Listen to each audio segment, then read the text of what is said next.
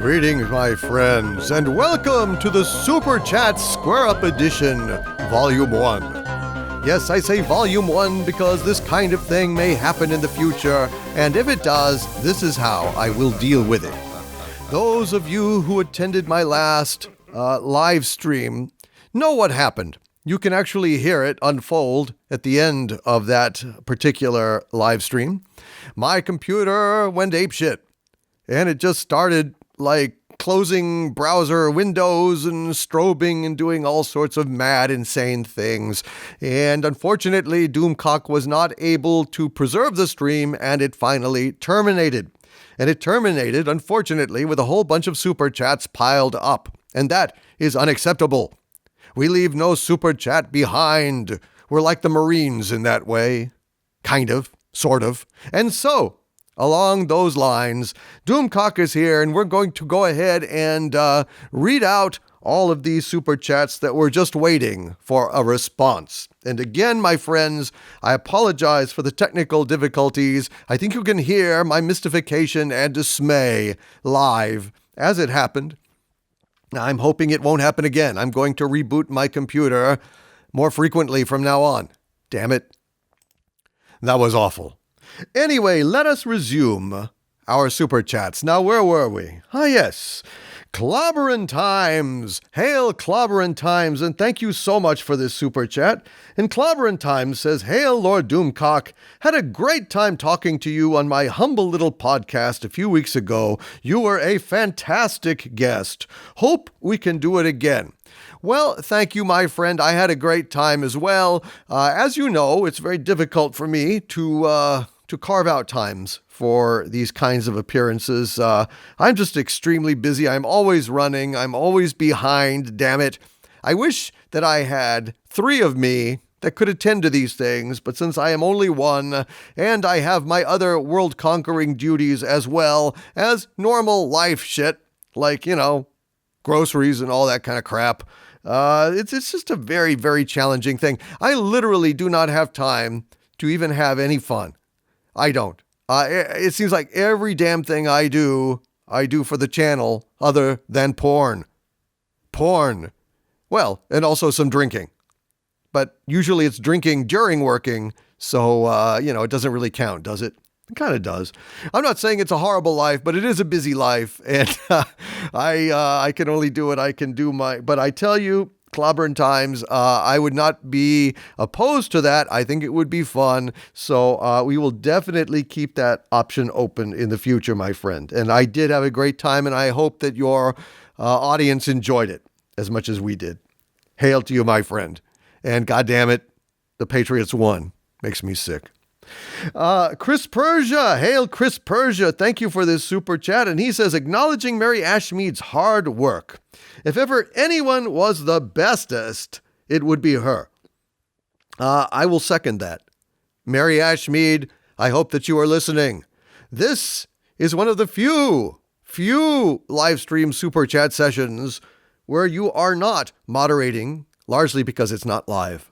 So you just get to kick back and listen to people praising you and accept our praise.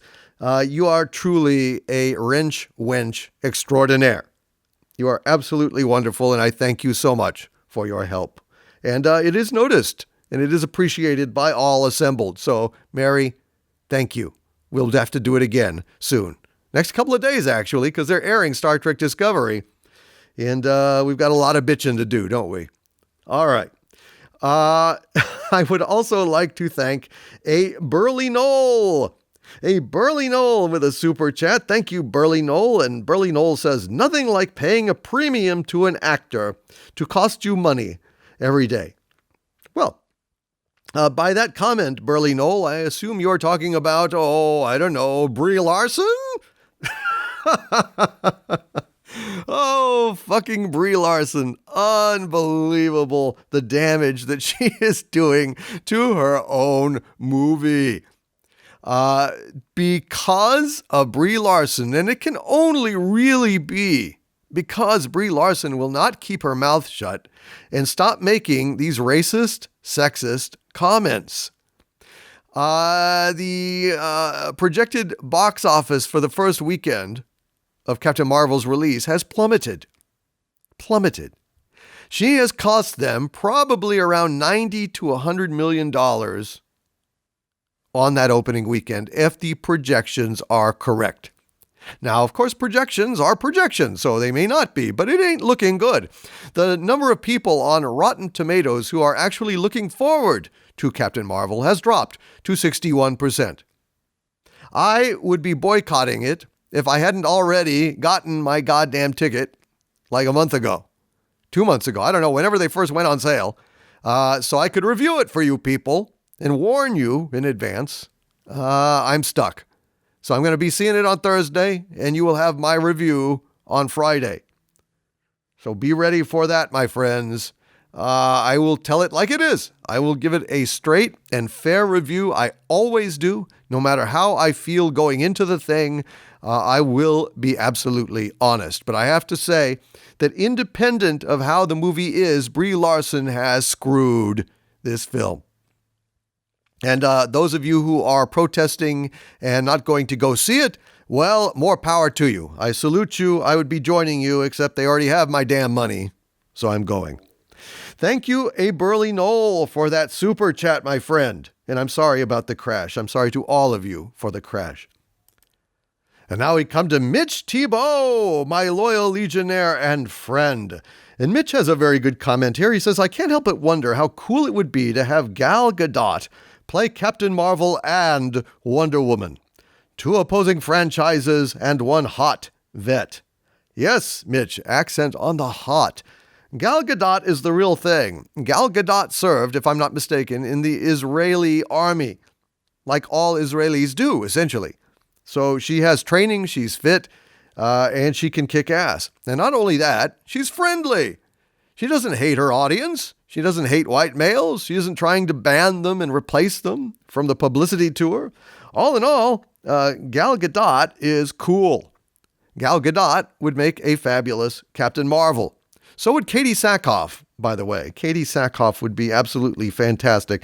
I don't know. That would be very interesting if two opposing franchises were actually squaring off, fighting over one fabulous actress. I think that is super cool. That's a great idea, Mitch. I would support it. Hell, I'd have no problem with that. I'd go to see both, and I could separate them in my mind because I'm not an idiot. I have an imagination, and I can pretend. God knows, on the original Star Trek, where you had the same actor playing Dr. Simon Van Gelder in Dagger of the Mind, the tortured Dr. Simon Van Gelder. And you also had him playing Captain Tracy in the Omega Glory. Well, hell, I can set that aside. They did that sometimes. Maria Mulder played two parts, Miranda and Thalassa, in 2 Star Trek episodes. So, we can do that. We have the power, Mitch. We have the tools. We have the talent. I wouldn't have a problem with that, and I think it's a damn good idea, Mitch. Maybe they'll listen to you. Shit, if they had, they could save themselves $90 to $100 million on the opening weekend. Oh, it is to laugh. Roland! Hail Roland, another one of my wonderful Xanadu ears and Legionnaires. And Roland says, Hail, my lord, I just started the first of the Expanse books. I'm really enjoying it. So far, it seems the show was true to the book. Yeah, Roland, I am actually reading Leviathan Rising as well right now. And I have to say that the book is so far, and I'm only a couple of chapters in, but I have to say that it does conform broadly to the television show, but without certain details. For example, they just automatically go to check out the distress call when they receive it, and they're not turning away and ignoring it and making Holden basically be the guy to sell them out and make them go and retrieve this thing and divert and cost them money and risk and everything else.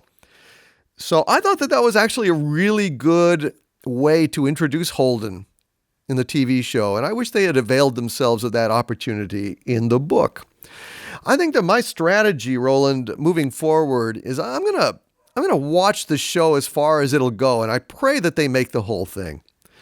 And once the show is wrapped, I will go ahead and get to the books and read them. Because, from what I hear, as the books go on, they deviate further from the show than they do at the start.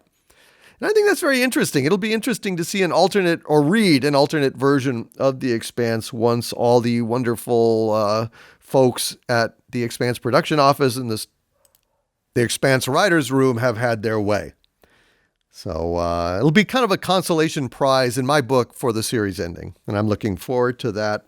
Not the series ending. I want them to go all the way, but I am looking forward to just settling down and reading all the books and seeing all the differences once that happens. Hail Ferrequis Domain with a couple of super chats here. Thank you very much, Ferrequis Domain. And Ferrequis Domain says, Hail Lord Doomcock, the future ruler of Earth. Hail to thee, Ferrequis Domain. I really, really appreciate you being here, and I appreciate both these super chats. And he also does not simply hail me, but he says in the second super chat, Hail the Orville. Hell, man, we're on the same page. So, my friend, I say unto you, you have excellent, excellent taste. Particularly in the first hail. Hail Doomcock. Music to my ears, even muffled by this helm. Thank you for Equus Domain. Appreciate your support, both here and at the lair.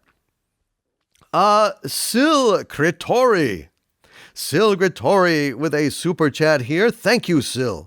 And Sil says, wouldn't a bar of suck be low? Smirk. Yes, it would. Yes, a bar of suck would be about as low as it goes. I am not certain which would be lower, a bar of suck or a bar of blows. And by this comment, just for those of you who are wondering, Sil Critori is referring to something I had referenced earlier in the chat. So, check that live stream to kind of get the full context of some of these super chats. But yeah, a bar of suck is intended to say that STD has set a very, very, very, very, very, very, very, very, very low bar indeed. In fact, that should be a character on the show. An ape-like officer named Lobar.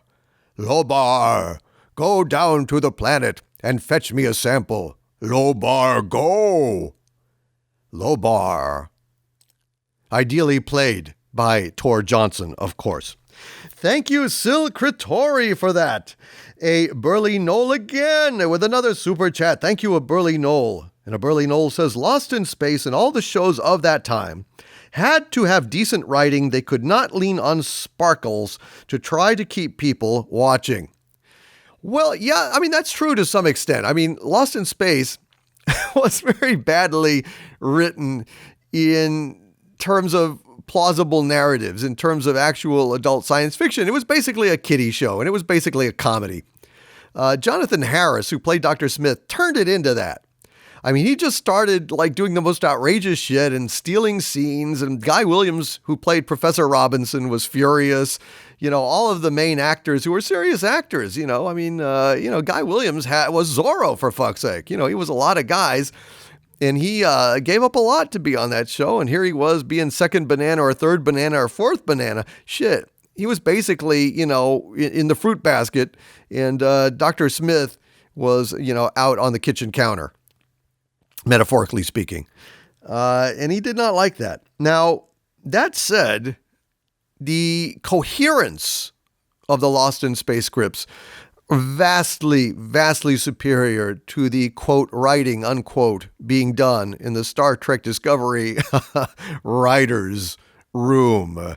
And I put as much scorn into writers as possible. I hope you could hear it, dripping with venom and sarcasm. Lost in Space is no more plausible than Star Trek Discovery. But both implausibilities being equal, Lost in Space presented those implausibilities more coherently and more entertainingly. Therefore, I can say honestly, Star Trek Discovery is inferior to 1965's Lost in Space. There, I said it and I meant it. And I will always mean it. Thank you, a burly Knoll. Dave Bob, my legionnaire and Xanadu Mir, says, Hail, brother. And I say unto you, Dave Bob, hail, my friend. Thank you so much for the super chat. It is very much appreciated, as is all of your support and your comments and your posts on my site. Thank you, my friend. I cannot express to you just how much I appreciate you. And thank you again, dude, for the Wolverine #1, the Phaser, and the Forbidden Planet Blaster. Holy crap. An embarrassment, I say, of riches. Dave Bob sent me a wonderful care package, for those of you who are wondering. Thunder Robots. Hail, Thunder Robots. Thank you for this super chat, my friend. And Thunder Robot says, I've been thinking about it. Indiana Joan could work if they did it so she is Joan's daughter and made her be just like her father in every way.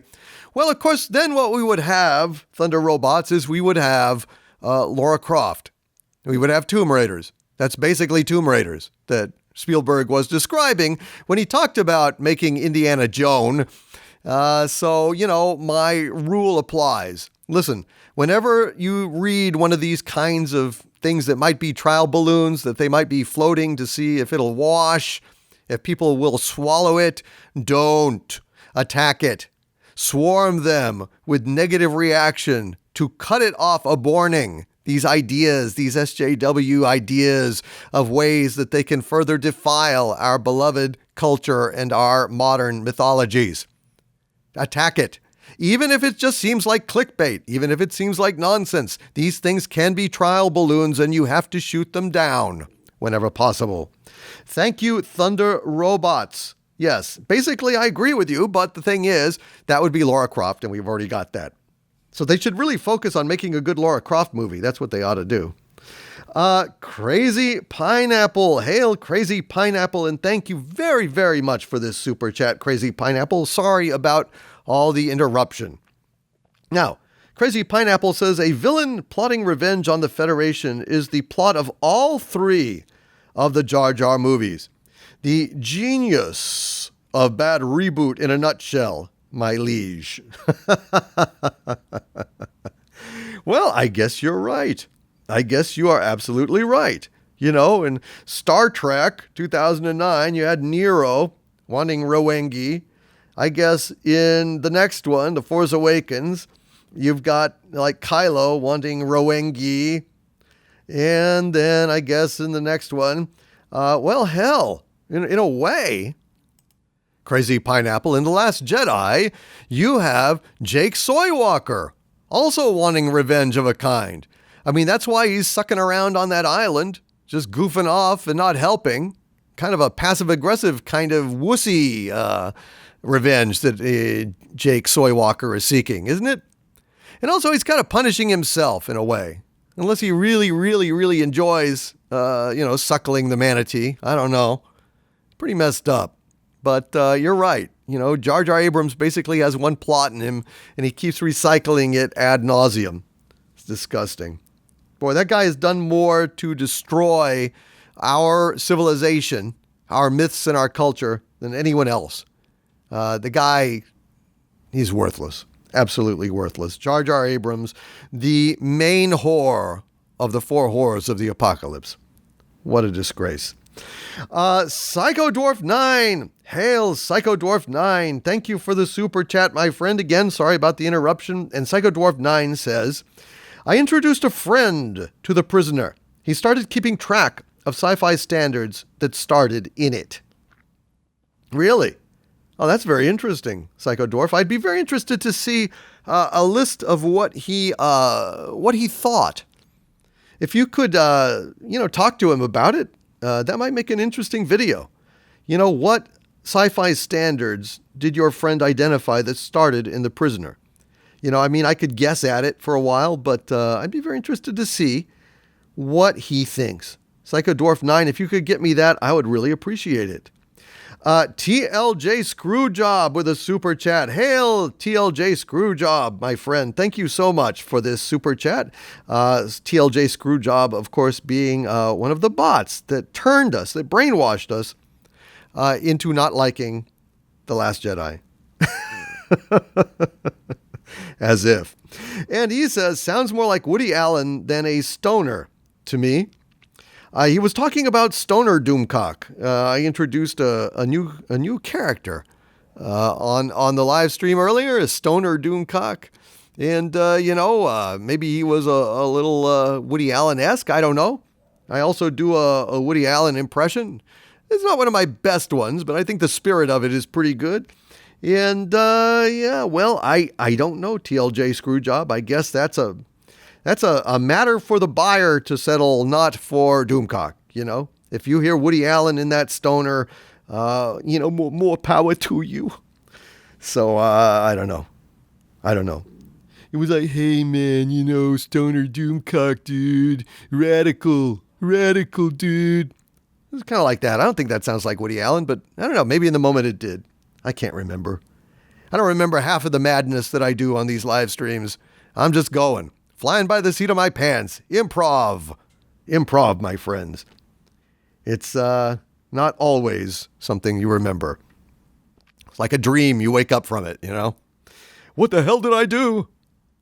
Well, and I wasn't even drinking on that one. Isn't that terrible? Thank you, my friend, for pointing that out. You are absolutely entitled to your opinion, and I guess I'll have to go back and listen. You may be absolutely correct on that point. Marcus Jose. Hail, Marcus Jose, a super chat here. Thank you, Marcus.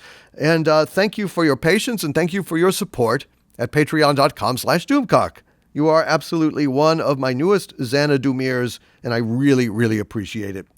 And Marcus Jose says, keep streaming when I'm at work. Hail, Doomcock. Hail, Marcus. I tried to keep it, and the damn computer wouldn't cooperate. It was going crazy. It was melting down like Nomad after a good chat with Kirk. Oh, what the hell was going on with it? It was terrible. I would have kept streaming. Had another good hour or two in me at that point, Marcus. But you know what? It is coming.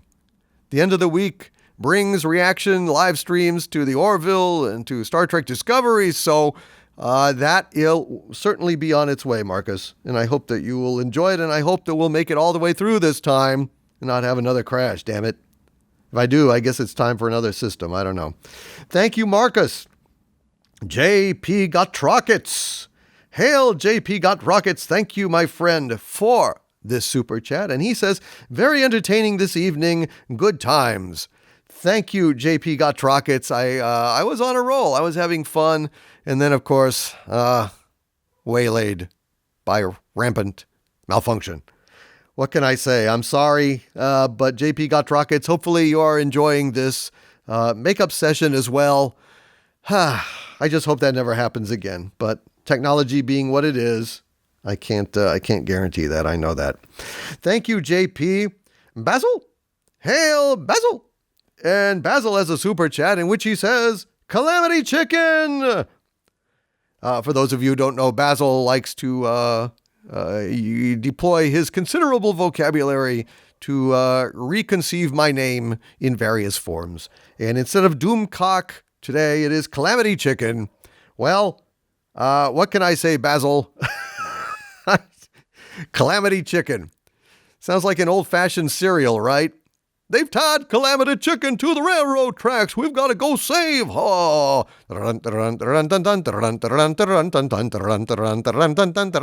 Calamity Chicken.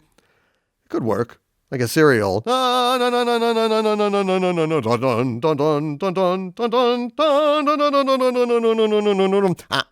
touch that dial. Anyway, Basil, thank you, my friend. Brother Malachi. Hail, Brother Malachi. Brother Malachi asks, Exozone this Sunday / today? No. No, Brother Malachi. Actually, for that Sunday, me and Gary did a little Expanse celebration live stream. just to talk about the Expanse a little bit, but hopefully the Exozone we will do again either this weekend or the next. One of the two. But we will definitely be doing it shortly, and subject to be determined, depending on how weird we are feeling. Let's see. Thank you, Brother Malachi, for that. Marcus Jose, with a couple of super chats here. Thank you, Marcus Jose, for both of them, my friend. And the first one says, one question for STD, why a mycelial network? I mean, really? Mycelium is just mushroom bits. Where are the ethereal mushrooms? What do they eat? Well, and why are they spread throughout the vacuum of space, where radiation and temperature and lack of things to consume would surely spell their doom, but they're acting like this silly-ass mycelial network would be spread throughout every bit of our universe. And more, that you can ride it. You can ride this stupid thing instantaneously, transporting to any part of the universe. I guess whoever came up with this idea saw the Big Lebowski flying through the air holding a bowling ball and thought, hey man, that sounds really cool. Of course, it wasn't that the Big Lebowski was tripping. He was hit on the head, but never mind. One explanation is as good as another to these idiots that allegedly write Star Trek Discovery. Jesus. And Marcus also says, been all over space, never seen an ethereal shroom. That's because they don't exist. Because they wouldn't thrive in space. They're terrestrial. It's stupid. It's moronic. It is cretinous. And it is terrible, terrible writing and abominable Star Trek. Thank you, Marcus Jose, for both of those super chats. Here we have a super chat from Supreme Overlord SJW, who says, Dictor, the farce is strong within you. Join me on the woke side, and together we can bring SJW ideology to the galaxy. At which point I said no. No, hell no. Hell no. Doomcock will never be woke. Doomcock would rather stay sleep. Not woke, sleeped. Comatose. I'd rather just basically cease to exist than be part of this SJW crap. And besides, Doomcock is not really the joining type. But thank you, Supreme Overlord SJW, for the super chat and for being here. And, yeah, to hell with that woke crap. You know, I like my money too much. I don't want to go broke, and so I don't get woke. Ha Good advice for everyone. Ketracel White with a super chat. Thank you, Ketracel White. And Ketracel says, busy working. I'll catch the replay. Hail, Doomcock. Hail, Ketracel White. And thank you for pitching in to the cause. Thank you for your support, Ketracel, even though you can't be here. That means a lot to me. It really does. Very, very kind of you. Thunder Robots with yet another super chat. Thank you, Thunder Robots. And Thunder Robots says, figured it out. Proper Jeremy is your Starscream.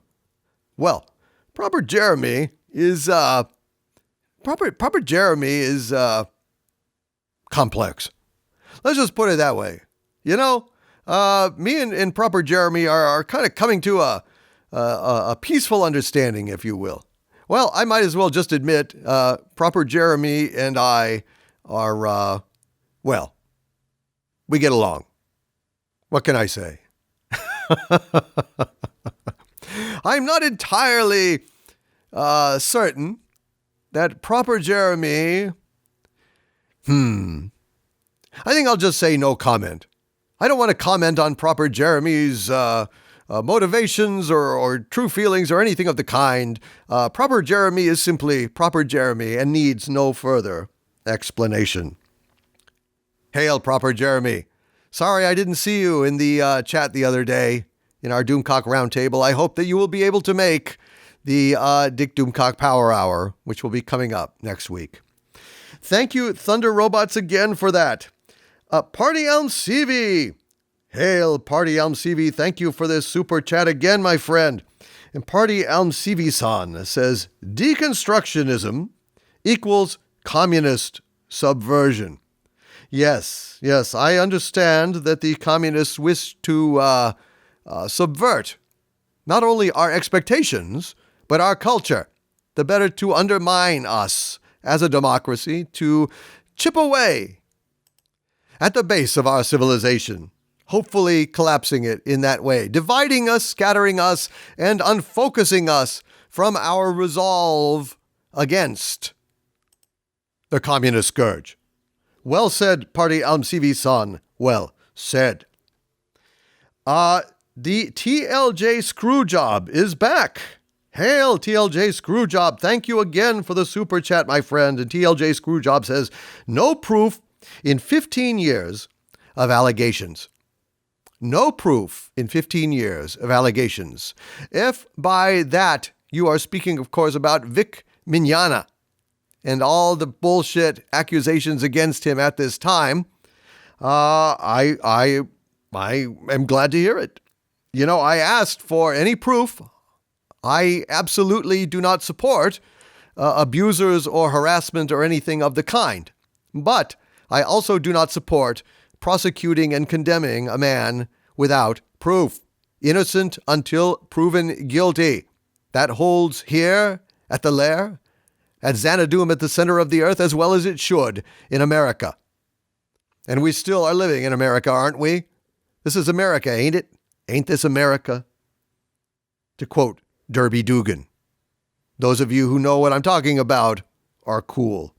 Thank you, TLJ Screwjob. Yeah, poor Vic Mignogna, all this nonsense, all this kerfuffle, all these accusations. I've yet to see an ounce of proof, and that's all I'm asking for, is an ounce of proof. Marcus Jose. Hail, Marcus. Thank you again for the super chat, Marcus. And Marcus says, no proof.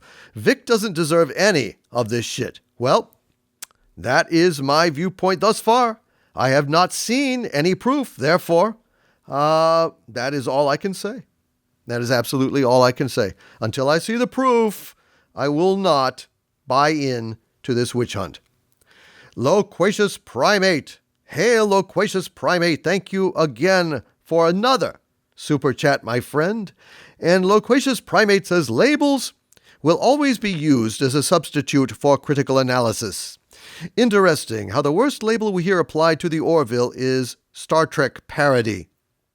Well, but at least there's Star Trek in there somewhere, as opposed to Star Trek Discovery, in which the only Star Trek contained is in the title. That's it. The only Star Trek contained therein is in the title. Period. The Orville is I don't know. It's not quite as good as it was in the first season. I'm a little bit concerned that all of these plots this season seem to be centered around relationship stuff and soap opera-y kind of things. I mean, even some episodes I've loved, like the episode this season where Finn is dating Isaac. You know, I think that was a wonderful episode, although, it's, again, relationship stuff. Bordas and Clyden relationships, Kelly's relationship with the teacher, Ed's relationship with the undercover Krill. I mean, it's just like, come on, man. I don't know. Getting a little too relationshipy. They need to get off that and get onto some other stuff.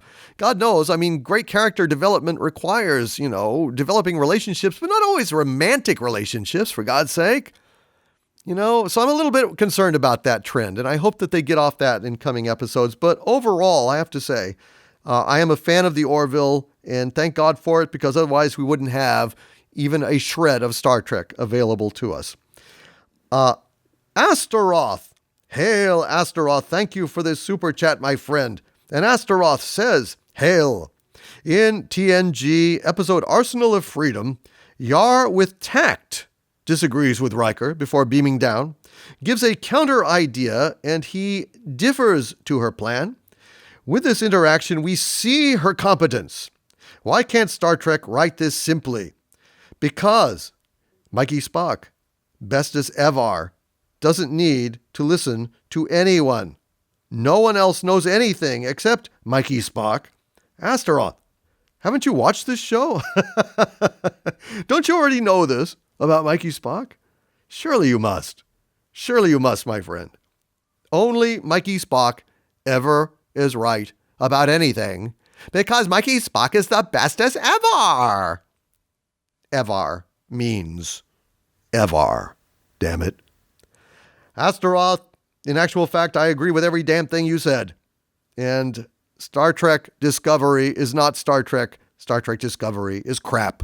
And that pretty much explains the whole thing. Thank you, Astaroth. Mad Stan. Hail, Mad Stan. Mad Stan says, was in the P1 stream today. STD is for the Snapchat and Game of Thrones audience. They didn't think an 80s episodic show would succeed. Well, The Orville is kind of an 80s episodic show, and it's succeeding pretty damn well. STD, the problem is not the extended narrative. A lot of shows these days are extended narratives, and they're perfectly fine. But you know what extended narratives really need? Writers. They need writers. You can't really do an extended narrative without writers. Of course, you can't do an episodic narrative without writers. So I guess Star Trek Discovery was screwed from page 1. From page 1. Thank you, Mad Stan. You're not so mad. You seem pretty sane to me, Mad Stan. You seem pretty damn sane to me. Whoever named you Mad Stan, they need to reevaluate. For I've seen no evidence of madness thus far. Thank you, Mad Stan. Mark C., Legionnaire and friend Mark C. says, Hail Doomcock, to which I reply, Hail Mark C. And thank you, my friend, for this super chat. I'm so sorry, again, that it, is delayed. Damn technical problems. Gremlins. I'm telling you, the gremlins in World War II were real. I've seen it with my own eyes. Thank you, Mark C., and hail to you, my friend. What is the Matrix with a super chat? Thank you, What is the Matrix? And What is the Matrix says, cheers, sir. Can you perform the original Star Trek intro? Why, certainly I can. Or rather, Captain Kirk can. Space, the final frontier. These are the voyages of the Starship Enterprise.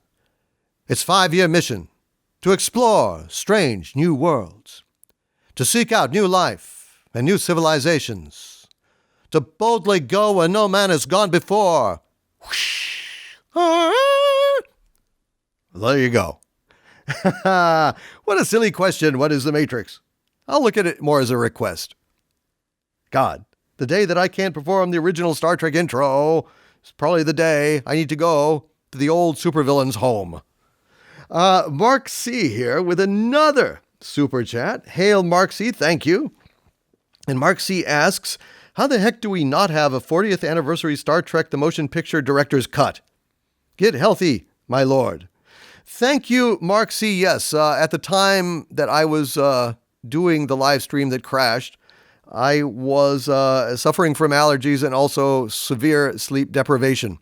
So, I don't know, maybe it was a mercy of the universe that this happened. I don't know, because I would have definitely been going for a couple more hours if it had not crashed. So maybe it was the gremlins looking out for me. Maybe I have a friend in the gremlins. I don't know. But Mark C., yeah, I don't know. That is absolutely bizarre. I know we have the regular director's cut, and it's not really all that different, is it, from the original version? You know, I guess maybe you're wondering why we don't have a kind of a more updated and streamlined cut from Robert Wise. The answer is I don't know. Maybe he's dead. Yeah, that would be an answer. We don't have a director's cut because the director has shuffled off this mortal coil. You know? If he hadn't nailed him to the perch, he'd have been pushing up daisies, as Monty Python says. I don't know. I can't really pause things to look it up. But I hope Mr. Wise is still alive, and if so, perhaps he will be around long enough to do a 50th anniversary Star Trek the Motion Picture Director's Cut. One can hope. Help springs eternal. The Rookie Critic with three super chats in a row. And I just want to say thank you so much, Rookie Critic, for all of these super chats. You are a wonderful pal and a real supporter, and thank you. Thank you, Rookie Critic. And he says, first up, "Hey, Doomcock. What's up, Doc?" well, what's up? Well, I was cruising along, and then suddenly my computer crashed in the middle of a live stream, so that was kind of sucky. But there you go. And what's up with me now, Rookie Critic? What's up with me now? Well, I am catching up on my Patreon page. I have got a lot of things to provide for my Patreons. At patreon.com/Doomcock, I recently recorded a full-length DVD commentary on the Blues Brothers. I posted a Doomcock Roundtable, and I am just about to post a Rumblings from the Lair podcast, which is exclusive to patreon.com as well. So that's kind of what's going on there. That's what I'm up to. And of course, making this Square Up reel, this live chat Square Up, to make up for the crash. Live chat Square Up Volume 1. And the Rookie Critic asks, do you have any secret projects you are working on? Actually, I do, Rookie Critic. I do. I have 2 secret projects that I'm working on. One I've been working on for a long time, and I won't say a damn word about that. But the other secret project I'm working on is I have written a song parody about Star Trek, set to the tune of a Barry Manilow song. And I will be posting that either at patreon.com or on YouTube. I have to get some advice. I mean, I don't want to have to take a ding for a song parody. I'm getting a original recording of the music from one of my Legionnaires, and the lyrics are entirely original, so it is a song parody. So I'm just trying to get an opinion, and maybe some of you guys can opine in the comments section here. Will I get dinged on YouTube for that, or will I be okay? I'd really actually very much appreciate anybody's feedback on that issue. If you could, please leave that in the comments and let me know, because it's going to be ready soon, and it's funny, and Harvey is doing it. So it's going to be pretty damn amazing. I may actually do it. I don't know. I haven't decided. Anyway, we're just waiting on the final track to record this thing, and then it'll be either on Patreon or on YouTube. We'll see. And finally, Rookie Critic asks, have you ever ridden Harvey like a horse? Or Hank? No. Ridden Harvey like a horse. I think that's a bucking that I couldn't take. I mean, that would be a kind of... getting thrown from that horse would basically destroy the entire universe, or no. And if I ever ridden Hank like a horse... Oh, dang it. That kind of question is only possible thanks to the existence of the village people in the first place. If the village people hadn't ever recorded that stuff about, sleeping at the YMCA in the Navy in San Francisco, none of this stuff would have ever been even an option. Words to live by, Hank. Words to live by. I think you're correct. Thank you, the Rookie Critic. No. And no. Those are the answers to those questions. Mark C. with some advice, because the Overlord has sleep problems. And Mark C. says, one word for sleep, melatonin. Mark C., I'm already taking melatonin. Doesn't seem to help all that damn much. But I'm also taking all sorts of crap. I'm always open to new stuff, and I'm also taking the CBD oil at this time. Any advice about dosage of CBD oil? I've got basically like a dropper. Half a dropper is like 5 units. I don't know what it was. Milligrams. I don't know what it is. Anyway, I take it. That seems to be helping some. Seems to be doing me pretty good. And other supplements and things like that. And I have industrial stuff to clobber me, basically Ambien, when I need that. So I'm kind of well stocked, but it still bites me in the ass sometimes. What can I say?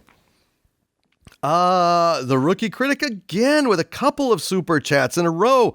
Thank you, Rookie Critic. I am so sorry, my friend, that you had to wait for your answers to these, but I'm glad that I'm doing it now. And the Rookie Critic says, you no need sleep. Good food, good meat. Let us eat. I wish that was true. God, if I didn't need sleep, I would be so happy. I would be one happy overlord. I would be cranking out work all the time and still have time to read and to listen to music, watch movies just for fun. Wouldn't that be lovely? Wouldn't it be nice, to quote the Beach Boys? I wish, the Rookie Critic, that it were so, but it does not seem to be. And the Rookie Critic says further, in another super chat, if you sleep, it would get in the way of your hard work. It does. All the time, damn it. All the time. I cannot believe that I'm having to waste hours and hours and hours sleeping when I could be doing hours and hours and hours of reviews of Star Trek Discovery and catching up on that crap. It's driving me nuts. It really is driving me insane. I've got so much damn work to do, and it's just driving me crazy, dude. Driving me absolutely crazy. Edward Coleman. Hey, Edward. Hail, Edward Coleman. You've simplified your name, Edward Coleman. Well, good for you. Simplicity. It's very zen thing. And Edward Coleman says, sci-fi used to be this mind-expanding escape. Why is Hollywood hell-bent on putting agendas and politics into our modern-day mythologies? I don't get it. Profit, I guess. I guess they actually are laboring still under the delusion that these kinds of shenanigans are profitable. All they do is alienate your fan base and drive them away. Get woke, go broke. What is so hard to understand about that, Edward? I don't know. What the hell are they thinking? You got me. You got me. I'm stumped. But if you find out, Edward, let me know. Nicholas Glenn. Hail, Nicholas Glenn. Nicholas has a super chat here, and thank you for that, Nicholas. He says, thoughts on Captain Marvel opening weekend box office. Do you think the general movie-going audiences that may not be up to speed on the news support this movie? Probably, Nicholas Glenn. I mean, at least in theory. You know, I think that the general public is not really following any of this nonsense, and so they're not really going to be moved one way or the other. But the question is it going to be a good movie, first of all? I suspect it's going to be a fairly mediocre version of the Marvel Cinematic Universe they present. I don't think it's going to have anything near the appeal that Captain America, Hulk, and Thor, and Iron Man, and Spider-Man have. She's just not very well known by the public, so I think that strike is against them. Also, don't forget that a lot of the Marvel audience now, I think, is pretty hardcore. You know, I think that they are a little more tuned in than I think your average audiences might be to geek issues of this kind. So the fact that they are more aware may translate, again, to a very negative kind of impact on the box office. Plus, the more that things like Esquire and, CNET and the Washington Post and things kind of let this identity politics crap spill out into the general public, the worse it's going to be for this movie. I mean, these industry experts that are downgrading the movie's weekend box office from 160 million down to maybe 90 million, they kind of know what they're doing. So regardless, it's definitely going to have an impact. Whether or not it will ultimately impact the box office of the movie as a whole, I guess we'll have to see about that. The Rookie Critic has yet another super chat, and a very alarming one. Well, thank you, Rookie Critic, I guess, because the Rookie Critic is saying, I stood in front of Harvey and pushed buttons all day. Well, that's insanity. That's insanity, the Rookie Critic. Are you done with life? Is this a cry for help? Do we need to send you to counseling? Because, if you had, by some stroke of, ill luck, hit the right combination of buttons or something and freed Harvey, it would have been the end of you. Of course, that wouldn't have happened. You know, the buttons to free Harvey are not in front of Harvey. If they were, his robot hands could, work them and free him. Dictor Van Doomcock did not just fall off the turnip truck last Thursday. Dictor Van Doomcock knows what he's doing. There are security precautions in place, the rookie critic, for your safety and convenience. And if you were to actually approach the real button to free Harvey, you would, of course, be taken down by any of a large number of countermeasures that I have in place to protect the universe. So I would definitely advise you, sir, don't do that. Cut it out. Cut it out. Damn it. Dang it, Bobby, the rookie critic ain't right. Boy, I tell you what. Well, you're all right in my book, Rookie Critic, until you free Harvey, in which case you will be the greatest mass murderer in history, because you will not only kill the Earth, but also the entirety of the universe. So cut it out. Stop it. Damn it. And Obi-Wan Reviews, my Legionnaire and friend, Obi-Wan Reviews, with a super chat here, and he doesn't say anything. He is just contributing to the cause. And so I tip my helm to you, Obi-Wan Reviews, and say, thank you, my friend. Thank you for being here. Basil, with a super chat here. Thank you, Basil. He says, Doom Thingy, if you have problems sleeping, ZMA plus melatonin. ZMA every day, 30 minutes before bed, and melatonin occasionally. Now that's a new one. That's a new one, Basil. I do not know what ZMA is. So I'm always interested to hear about more sleep supplements, because I've tried a lot of them. So damn, I will absolutely check that out, my friend. I will check that out, and I will let you know how that works, and I really, really, really appreciate your help. Thank you, sir. The Bezopoulos, a super chat from the Bezopoulos. Thank you, Bezopoulos. Says, cannot wait for Expanse Season 4. Books have me jacked. Yeah, man. Well, hell, the show should have you jacked, Bezopoulos. I mean, the show is the thing. But, like I said earlier, just in this very broadcast here, I'm going to be reading the entirety of the books once the show is finished. But not before, because, I think the events in the books vary from the events in the show. So I don't kind of want to get them all jumbled. I mean, the show is complex enough. I don't want to have like two alternate realities warring for mental real estate, Expanse-wise. So I'm going to go ahead and hold off until the show is done. But I'm hoping the show will not be done for many, many more seasons. I want all the books adapted. Now that would be epic. If Amazon wants to inspire loyalty and really, really, really get their own in-home great science fiction franchise, this is it. Because they're going to have ultimately 9 books. And I mean, we're only into the 3rd, I believe.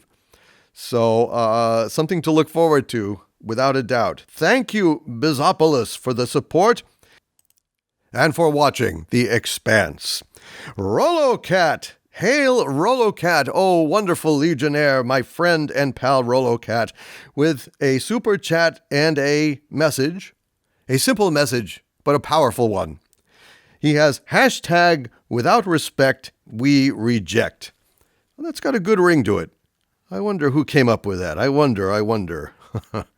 It's very important, you guys. Listen, those of you who are watching this video, watching this Super Chat Square Up Volume 1, please, I'm telling you, 2019 is the year that we must make our stand.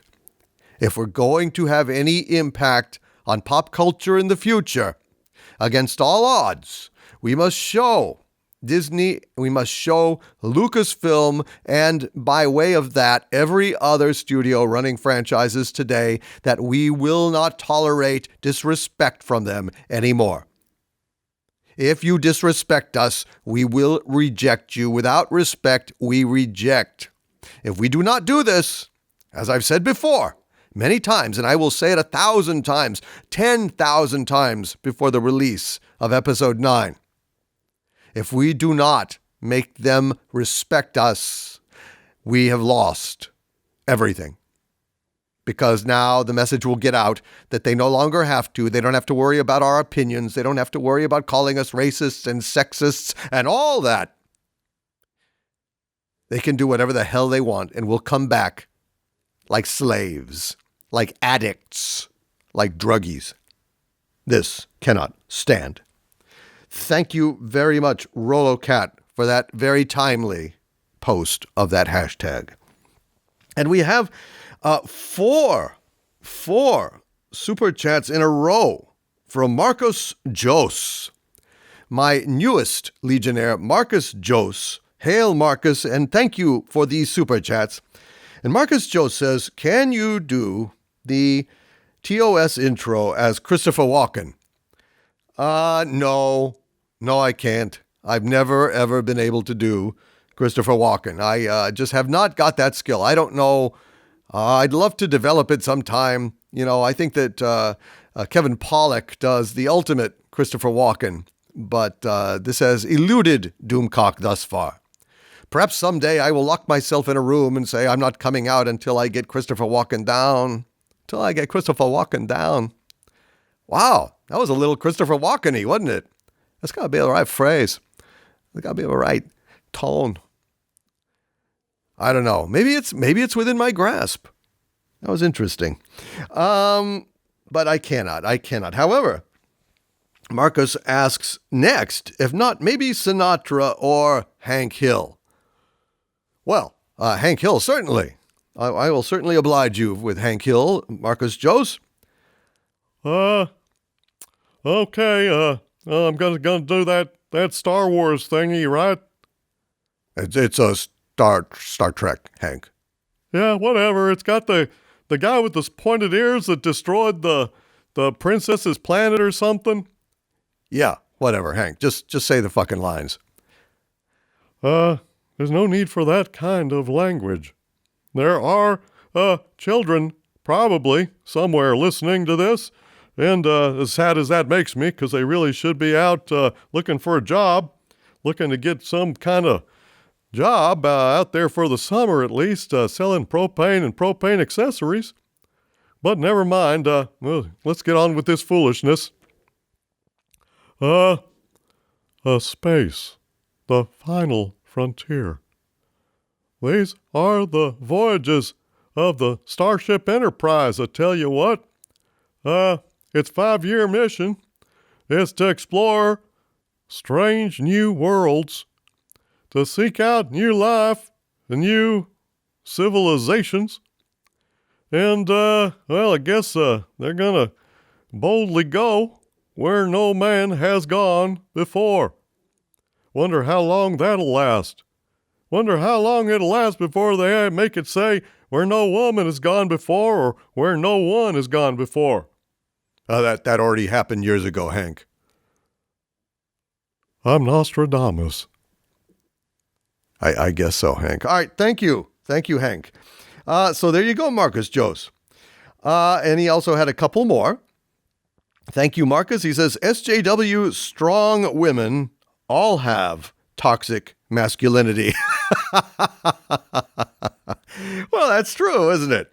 A lot of these SJW strong women all exhibit the very toxic masculinity that the SJWs despise. I guess they only despise it when it's in men. I think it's pathetic, frankly. I think it's absolutely pathetic that the only traits that are valued are the masculine traits in strong women, according to these people. What about the virtues of patience? What about the virtues of kindness, of mercy, of sensitivity, of thoughtfulness, of scholarship, of poetry? What about the ability to love? All of these traditionally very feminine aspects are nonetheless strength. They are not strength of throwing barbells around and kicks and all that kind of cinematic crap, but in real life, that is strength. Something that these idiots don't recognize. And also, Marcus has another comment here. Thank you, Marcus. He says, SJWs keep the Borg from wanting to assimilate us. Well, that would be a good thing if the Borg were real, but they're not real. So, really, it's pretty pointless as a survival strategy, isn't it? I think it's just pathetic. Absolutely pathetic. Party Elm CV-san. Hail Party Elm CV with another super chat. Thank you, Party Elm CV. And Party Elm CV says, no poetry in their souls. They don't even rhyme. Well, this was an allusion to earlier in the chat, unfortunately, but it is still up. My Howl at the Moon live stream, my last one that I did. So go back and check it out to get the reference that Party Elm CV is laying down there. Yes, no poetry in their souls. They do not rhyme. They do not even have assonance. They are just assholish. I thought that was a clever literary insult. But let's press on. The Rookie Critic, oh man, with a very large super chat. Thank you, Rookie Critic. $10 super chat, my goodness. You have been a truly generous and thoughtful person tonight, the Rookie Critic, and I thank you very much for that. And he says, Hail DVD. Respectfully, I don't think kids will be influenced by the 1 Minute Leia thing on a YouTube cartoon show. It was stupid, yes, but that show is garbage anyway. The films are what will stick. Hail. Well, I hope so, the Rookie Critic, but I think you probably have a point. These things, this Star Wars Galaxy of Adventures, is so inconsequential, so utterly devoid of quality, of passion, of that joie de vivre that results in a riveting piece of entertainment. Kids are going to be bored with this crap, essentially. So, basically, I think probably you're right. Now, the fear is, though, that, I don't know. I'm not a kid, and I don't have any damn kids, thank God. And if there's enough of them and they catch on and they, some kids latch onto it, it might influence them later. But, I mean, on the other hand, it is going to influence their, shall we say, perception of Star Wars. I think that they are going to basically come away from this experience with, oh, well, that's what Star Wars is. A lot of dumb, loud, fast crap that isn't involving and is kind of slapsticky and over the top. And so they might actually turn away from the franchise, which is what Lucasfilm deserves for serving up pablum like this. But does it bode well for the future of the franchise? No. I mean, in its own way, it is sabotaging the franchise just as surely as Ruin Johnson with his epic crap fest, The Last Jedi. And the Rookie Critic also, good heavens, Rookie Critic. Thank you, my friend. He says in another super chat, the Brie Larson thing, though, my God, she's annoying. Yes, she is. And she is costing Disney dearly. These downward estimates that analysts are formulating, do you think that they are pulling them out of their overpaid plump posteriors? Or do you think that they are analyzing trends and they know what they're talking about? In which case, why isn't Disney telling her to shut up? I think because they agree with this. Whatever she's doing, I think they agree with it, and it's going to cost them dearly. Thank you, Rookie Critic, for all of these super chats. And finally, the last super chat of the evening comes from Adjacent Culture. Hail, Adjacent Culture, my Legionnaire and Xanadumir. And Adjacent Culture says, Chris Jen in The Expanse is the complex caliber of mature character that Leia should have been in the sequel trilogy. Without respect, we reject. Yes. Christian Avasarala is the undersecretary in charge of the UN on Earth in The Expanse. And she is a formidable intellect, statesman, or stateswoman, rather, and leader. She is absolutely what Leia should have been in the sequel trilogy. It's a goddamn shame that they went and simplified her and made her some kind of, I don't know.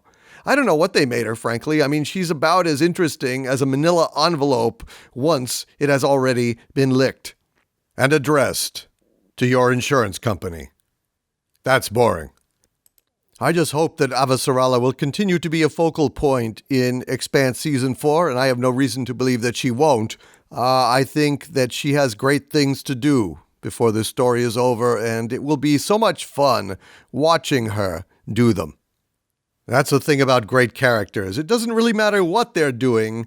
They are just interesting in and of themselves. That's what happens when great writing meets a great actor.